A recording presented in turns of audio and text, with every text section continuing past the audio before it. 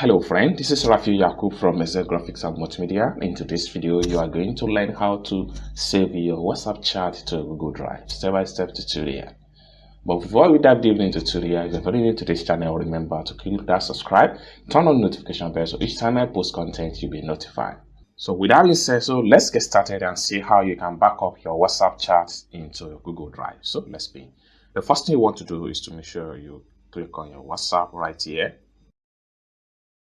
Then to open up this page, next thing you want to do is to click on the three dots at the top right here. Then the next thing you want to do right here is to click on settings.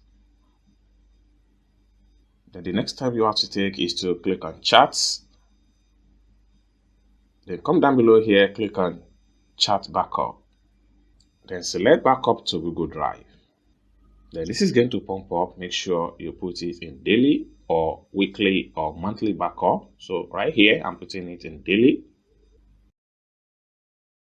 So you can see the file is being backed up right here. It's counting from 1 to 100%. Once the backup is complete, that is done.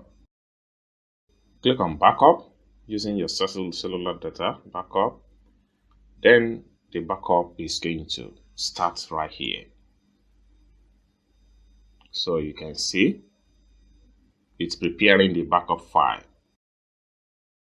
At this point here, allow WhatsApp to access your Google Drive. So as you can see right here, it's preparing all the WhatsApp chat file into my Google Drive.